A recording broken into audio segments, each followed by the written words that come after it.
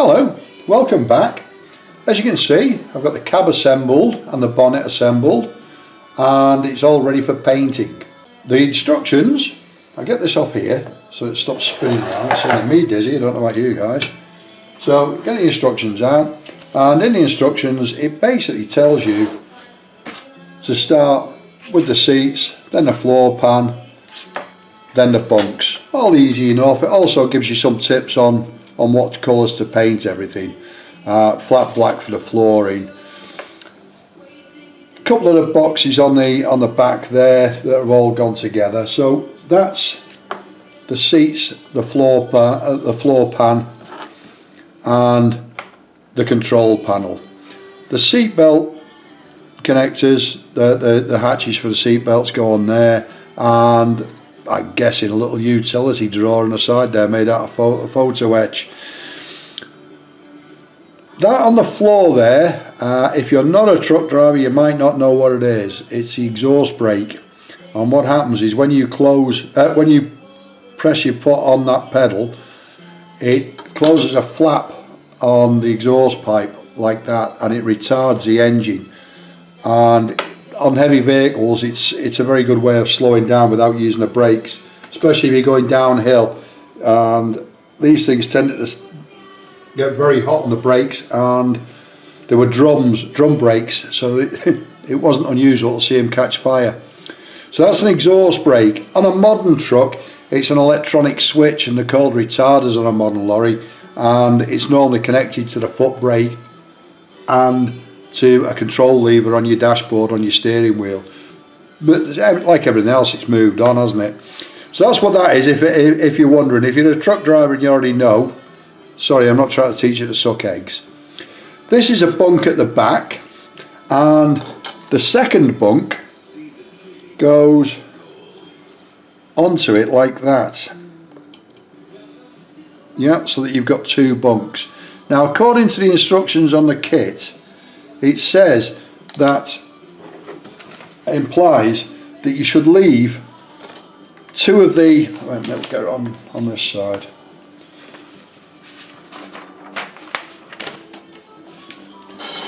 It implies that you would leave two parts of the bunk pointing upwards and two parts of the bunk pointing downwards. I've never seen that. It might be useful in some way, but I've never seen that.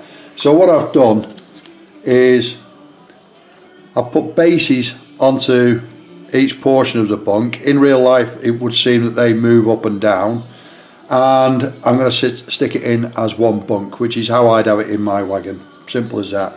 And that will go into there. There's two pieces of PE which will go from the bunk. Let me see if I can get all in the picture there. Go from the bunk and go up to the top there, up to the top of the cab there. Bit of privacy maybe, who knows. It's also, if you stow your gear on there and you have to stop suddenly, it's not going to come down and crack you on the back of the head. So that's those. Nothing difficult in there at all, really. This little piece underneath here it's like a junction box for a lot of the wiring. When the cab's fitted to the chassis, I'm going to drill all those out and put the wiring in, and what happens with the wiring is it seems to come out of there and then coil around and then disappear, coil around and disappear out of each one of those little bobs there. So that could take quite a while. Obviously I'm not going to connect them to anything on the other end. I'll just finish them all off in the middle here somewhere, but it'll look right. If you watch any of the videos or take a look at any of the photographs of this truck, they are very evident, and I don't think that quite cuts it. I think they need to be a little more intricate than that and put a little more detail in. So that's that. The bonnet goes together really well. In fact, most of it's already assembled for you. You're only putting the PE on and the hinges for the bonnet at the front here. I mentioned on the last video, and well, just in case you didn't see that video, that on the artwork Let's see if I can get the box lid. On the artwork, it's very obvious that there's a sign on the front there that says Scammell. On the real lorry, there's a big sign on the front that says Scammell. It's as simple as that. In the kit, there's nothing, which is a bit odd, if you ask me, but there you go. So what I've done is I've gone to Accurate Armour and I've ordered some letters and numbers, 2mm letters and numbers. As a scale, I think that's about the right size. And I'm going to use a piece of plastic, cut off a sheet and stick the letters onto that piece of plastic. If they don't stand out far enough, because on the real lorry it stands out quite a long way, then I'll just double them up so that you've got 2 letters on each, so it comes out a little bit thicker, and paint that accordingly. Strange, they've gone to quite a lot of trouble to get quite a nice moulding of the Commander sign on the side there, and then not put the sign on the front. Very odd, but there you go. The 2 bits of, as I say, the 2 bits of photo etch that go round and go onto the photo etch at the front, really quite easy to bend and to put into position. So that's all there was. The bonnet. The dashboard, again, there's only a couple of bits to it. Goes together really easily. There's an entire transfer for the dashboard. However, what I'm going to do is I'm going to cut out very carefully the larger dials out of the transfer. You can see them more lightly clearly there. The larger dials out of the transfer, and stick those on.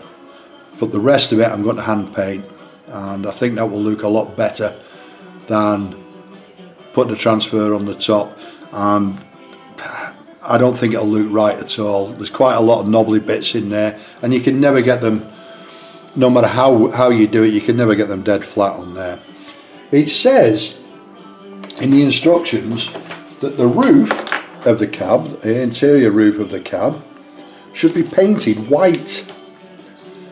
Can't see that bit on here now. I'll get to it. Yeah, it gives you several different colours.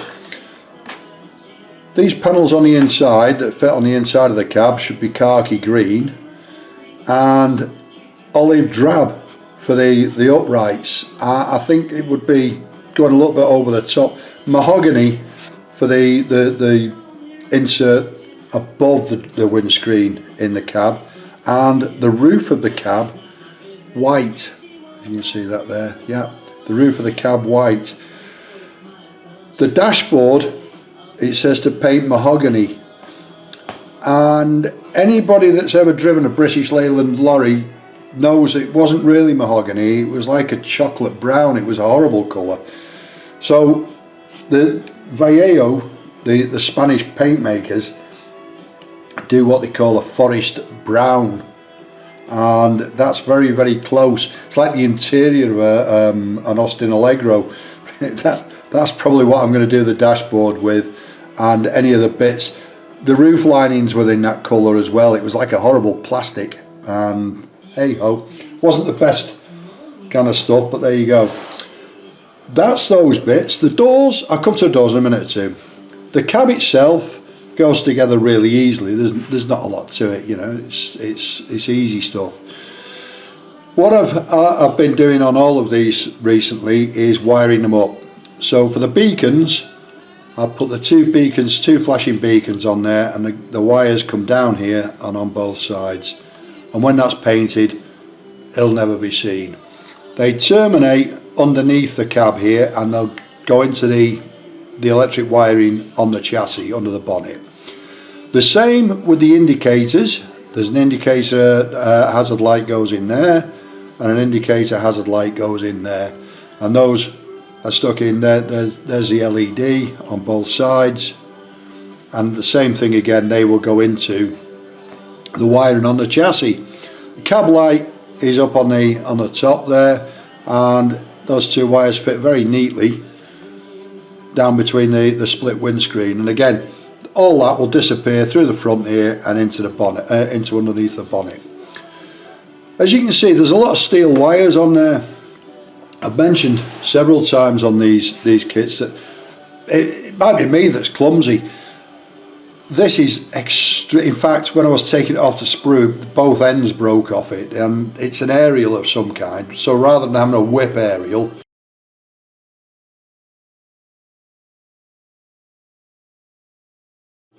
it's got an aerial right across the front. And in the kit there are a piece of photo etch to go on each end, and then this goes across and between the two pieces of photo etch. I've simply drilled a tiny hole in the roof there and there, bent the piece of steel wire along and into it. It's 0.5mm steel wire. The same with these two grab handles at the front, same sort of wire, same method, tiny hole, bend it, clip it in. Now those two are quite an odd shape, as you can see, but as long as you use the plastic as a template, it works quite well. The grab handles at the side here, a little more difficult, and as you can see they start off quite close to the vehicle, and at the top they're quite a long way off, and there's a piece in the middle. Again, same method, drill drill 3 holes, solder a little piece on that T-bar there, and put all that in, and that's a lot more substantial than the plastic. The plastic, it just breaks. Grab handle on the back, exactly the same sort of thing. When they're painted, you won't. I don't think you'd notice. A couple of bits of PE on the roof and on the sides. One bit I just couldn't get round. I'll move the camera in a little bit.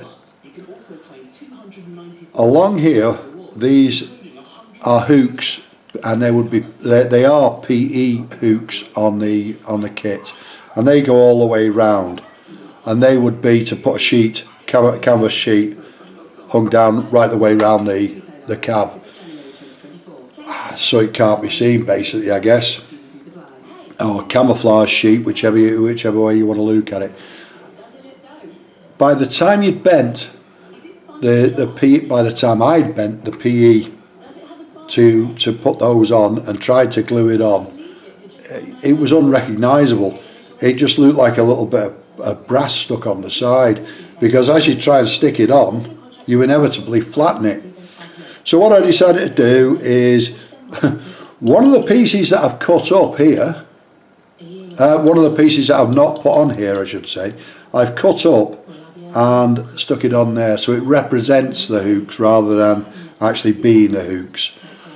I think that's a better way to go, and it's still there. When it's painted, you'll be able to see the shadow on them.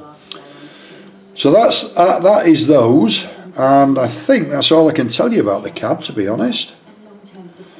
The doors, you've got the mirror arms on the doors. The doors go together. Oh, that's a very close. There we go. The door's simple to put together. You have the same mahogany on the door, which I'm going to paint a forest brown, and tiny little piece in there for the door handle.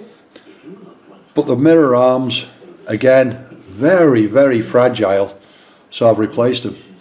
And you spend a bit of time with the steel wire and using the actual plastic bits as a template. It's no real hassle. Tiny little bit of corn flour mixed in with your super glue when you glue them in, and they're as strong as you like. That's not going to break. So that's that. There's 2 doors.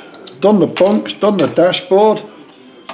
All I've got to do now is paint that lot. That'll take me a while, inside and out. So I'll get that painted, and then when it's painted and assembled and put on the chassis, I'll make you another video. Thanks very much for watching. If you've got any questions, any comments, please don't hesitate to put them in the boxes below, and it'd be great if you could like and subscribe. Thanks very much for watching again. Ta-ra!